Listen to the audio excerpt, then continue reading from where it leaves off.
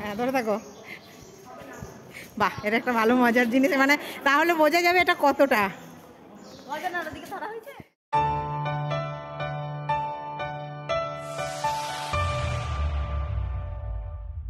Hello friends, good morning. আমার চ্যানেলে আপনাদের স্বাগত এবং অনেক অনেক ভালোবাসা। আজকে আমরা এসে গেছি শ্রীরামপুর। তো আজকে আমরা শ্রীরামপুর রাজবাড়ি দেখব। আগের দিন আপনাদের সাথে শেয়ার করেছি খন্নানের ইটাচোনা রাজবাড়ি, যদিও রাজবাড়িটা আমাদের দেখা হয়নি, মন খারাপ। তো আজকেরটা চলুন, মানে এখন যেখানে যাচ্ছি সেটা আপনাদের সাথে পুরোটা শেয়ার করব। খুব ভালো জায়গা দেখেছি, চলুন একটু তার আগে রাজবাড়ির সম্পর্কে তো জেনে নিতে হবে। শ্রীরামপুর রাজবাড়ির গোস্বামী পরিবারটি শ্রীরামপুরে আগমন ও বসবাসের সূত্রপাত কিন্তু শেওড়াফুলি রাজার হাত ধরেই। শেওড়াফুলি বা শেওড়াফুলি রাজপরিবার বাঁশবেড়িয়া রাজপরিবারের প্রসারিত শাখা। শেওড়াফুলি রাজপরিবারের প্রতিষ্ঠাতা ছিলেন রাজা মনোহরচন্দ্র রায়। তার পুত্র রাজা রাজচন্দ্র রায় 1752-53 সাল নাগাদ শেওড়াফুলির পাশে মানে শ্রীপুর গ্রামে একটি শ্রীরামচন্দ্রের মন্দির নির্মাণ করেন। সেই রামচন্দ্রজিউর মন্দিরের সূত্র ধরেই পরে শ্রীপুর, গোপীনাথপুর এবং মোহনপুর গ্রাম তিনটি মানে তৈরি হয়। তো জায়গাটির নাম সেই অর্থে তিনটে জায়গাকে সংযুক্ত করে গোটা জায়গাটির নাম দেওয়া হয় শ্রীরামপুর। 1755 সালে ড্যানিশরা বাংলার নবাব আলীবর্দী খাঁর কাছ থেকে 1,60,000 সিক্কার বিনিময়ে এই শ্রীরামপুরের বাণিজ্য কুঠি স্থাপন করেন ও বসবাসের অনুমতি পায়। তো ড্যানিশ সম্রাট ষষ্ঠ ফেডেরিকের নামে তারা শ্রীরামপুরের নাম বদলে রেখেছিল ফেডেরিক নগর। 1755 থেকে 1845 খ্রিস্টাব্দ পর্যন্ত ড্যানিশরা শ্রীরামপুরেই ছিল। এরপর শ্রীরামপুর চলে যায় ব্রিটিশদের হাতে। তো ড্যানিশদের চেষ্টায় শ্রীরামপুর শহরটি বিশেষভাবে উন্নতিও ঘটেছিল। পরবর্তীকালে এই শহরের উন্নতিতে যাদের ভূমিকা অপরিসীম তাদের মধ্যে অন্যতম ছিলেন শ্রীরামপুরের প্রাচীন জমিদার গোস্বামী পরিবার। গত 7 পুরুষ যাবৎ শ্রীরামপুরের বসবাসকারী এই গোস্বামী পরিবারের ইতিহাস কিন্তু আমরা অনেকেই জানি না। তো চলুন সেটা জানতে গেলে প্রথমেই যেতে হবে বর্ধমান জেলার ভাগীরথীর পশ্চিম তীরের পাটুলি গ্রামে। অষ্টাদশ শতকে 40-এর দশকের কথা। তখন বাংলার নবাব ছিলেন আলীবর্দী খাঁ। এই সময় পাটুলিতে বসবাস করতেন গৌড়ী ও বৈষ্ণব সাহিত্য ও চৈতন্য দর্শনের বিখ্যাত শাস্ত্রজ্ঞ পণ্ডিত শ্রী লক্ষণ চক্রবর্তী। তো লক্ষণ চক্রবর্তীর বিবাহ হয় নদিয়ার শান্তিপুরের গোস্বামী বংশীয় দিগ্বিজয়ী পণ্ডিত ভীম তর্ক পঞ্চাননের কন্যার সাথে। ভীম তর্ক পঞ্চানন ছিলেন শ্রী চৈতন্য মহাপ্রভুর পার্ষদ শ্রী আচার্য অদ্বৈত গোস্বামীর বংশধর। পরবর্তীকালে লক্ষণ চক্রবর্তীর পুত্র রামগোবিন্দ তার মাতামহের কাছে বড় হন এবং সেখানেই ভাগবত শাস্ত্রে দীক্ষিত হন এবং তারপরে শিষ্যদের দীক্ষাদান করে গোস্বামী পদবী গ্রহণ করেন। শ্রীরামপুর শহরের উন্নতিকল্পে গোস্বামী পরিবারের ভূমিকা ছিল অনস্বীকার্য। এই পরিবারেরই বদান্যতায় প্রতিষ্ঠিত হয়েছিল Chatra Nandalal institution, Rameshchandra girls school, ছাত্রছাত্রীদের সুবিধার জন্য অবৈতনিক ছাত্রাবাস, আরও অনেক কিছু ভালো ভালো কাজ হয়েছিল। তো বন্ধুরা মোটামুটি শুনলেন, তো আমি যতটুকু জানতে পেরেছি ততটুকু শেয়ার করলাম। কিভাবে গোস্বামী জমিদার বাড়ি হয়েছে, বা এটা শ্রীরামপুরের জমিদার বাড়ি, বা এটাকে এই পাড়াটার নামও কিন্তু গোস্বামী পাড়া নামেই পরিচিত।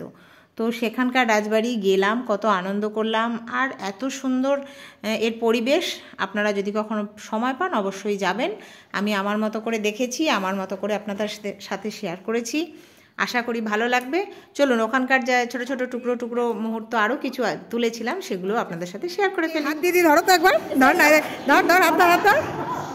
ধরো না, দেখি একবার, নাও, হ্যাঁ ধরে থাকো। বাহ, এটা একটা ভালো মজার জিনিস, মানে তাহলে বোঝা যাবে এটা কতটা। বেটুর হাত তুই ধরেছিস তো, তোরা তিনজনেই পেরে গেছিস মোটামুটি, ঠিক আছে। একটু গালটা ফিকি রাখো।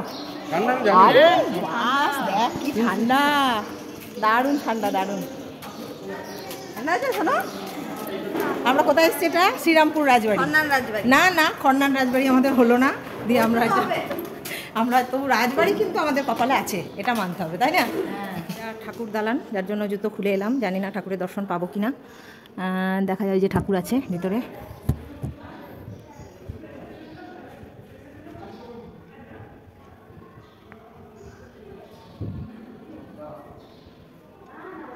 এই যে ঠাকুরকে দর্শন করা যাচ্ছে, আর দেখা গেল না। দেখুন রাজবাড়িটা একটু ঘুরিয়ে ঘুরিয়ে দেখাই, অসম্ভব ভালো জায়গা, খুব কাছাকাছি। যারা আসেননি একবার আসবেন। এই যে চাতাল যেটা বলা হয়, এখানে যাই। আর হ্যাঁ, এখানে বলে রাখি, এখানে একটি এই মুহূর্তে বাচ্চাদের একটা স্কুল খোলা হয়েছে, নার্সারি স্কুল খোলা হয়েছে। তো এখানে ইংলিশ মিডিয়াম, তো এখানে এত সুন্দর সুন্দর বাচ্চারা সব ঘোরাঘুরি করছে, এখন ক্লাস চলছে। ইনি হচ্ছেন মাস্টারমশাই। তো ইনি বললেন যে ঠিক আছে, আপনারা খুব আস্তে আস্তে ঘুরে দেখুন, কোনো রকম কোনো আওয়াজ করবেন না, এখন স্কুল চলছে। তো আমরাও ওনার কথা মতো খুব সুন্দরভাবে আস্তে আস্তে দেখে মনের মতো করে ঘুরে ছবি তুলে এলাম। ওনার সাথে পরিচয় হয়ে খুব ভালো লাগলো। তো চলুন, সবটাই তো আপনাদের সাথে শেয়ার করেই দিলাম, আর কিছু নতুন করে করার নেই। এবার ছোট ছোট টুকরো টুকরো যা একটু ছবি তুলেছি সেগুলো একটু শেয়ার করি। এই যে ওপর থেকে আস্তে আস্তে নেমে এলাম। আর হ্যাঁ, এরই মাঝে আরেকটা জিনিস আপনাদের সাথে শেয়ার করতে ভুলেই গেছি, সেটা হচ্ছে এখানে কিন্তু সিনেমার শ্যুটিং হয়, যেমন ভূতের ভবিষ্যতে শ্যুটিং হয়েছিল এখানে। তো বুঝতেই পারছেন, একটা এত বড় রাজবাড়ি, এত সুন্দর জায়গা, তো শ্যুটিং তো হবে, সেটা স্বাভাবিক। আরও বিভিন্ন সিনেমা হয়েছে, কিন্তু আমার যেহেতু ভূতের ভবিষ্যৎটা দেখা, সেই জন্য আমার মনেও আছে খুব ভালো করে। তো এই তার কন্ট্যাক্ট নাম্বার আছে, আপনারা যারা যোগাযোগ করতে চান এখানে কোনো ব্যাপারে, কোনো শ্যুটের ব্যাপারে বা অন্য কোনো ফটোশ্যুটের ব্যাপারে, তাহলে এই কন্ট্যাক্ট নাম্বারে যোগাযোগ করতে পারেন। আর এই দেখুন, এত কিছু দেখতে দেখতে আমাদের টাইম হয়ে গেছে ফেরার, আর এই দেখুন এদেরও ছুটি হয়ে গেছে। কি ভালো লাগছে, এক ঝাঁক কচিকাঁচা, একটা সুন্দর পিঙ্ক কালারের ইউনিফর্ম এদের, সব গার্জেনরা নিতে এসছে, আর ওদের সাথে সাথে ও তাকে টাটা করে ওরা নিজেরা বাড়ি যাচ্ছে। খুব সুন্দর লাগলো, সব কিছু তো ভালো লাগলোই, কিন্তু এন্ডিংটা যখন আরও সুন্দর হয়, এই বাচ্চাদের সাথ দিয়ে, বাচ্চাদের হাসি হাসি মুখ দেখে, তখন সত্যিই যেন আরও ভালো লাগে। তো চলুন, আপনাদের সাথে মোটামুটি সবটাই শেয়ার করে নিলাম। আমরা তো খুব এনজয় করেছি, আশা করি আপনাদেরও ভালো লেগেছে। তো ভালো লাগলে একবার ঘুরে আসবেন, একটা ছোট্ট একদিনের ট্যুর, খুব আনন্দ পাবেন, একটা অন্যরকম ফিল হবে। আমার তো রাজপরিবারে ঢুকে একদম, রাজবাড়িতে ঢুকে বেশ রানী রানী ফিল হচ্ছিল। তো সেটা খুব এনজয় করেছি, আপনাদের সাথে শেয়ার করলাম। একই কথা, ভালো লাগলে একটা ছোট্ট লাইক দেবেন, আর একটু বেশি ভালো লাগলে চ্যানেলটিকে সাবস্ক্রাইব করে সব সময়ের মতো এত ভালোবাসা নিয়ে সাথে থাকবেন, পাশে থাকবেন। সবাই ভালো থাকুন, সুস্থ থাকুন, আনন্দে থাকুন, ভালোবাসায় থাকুন। টাটা।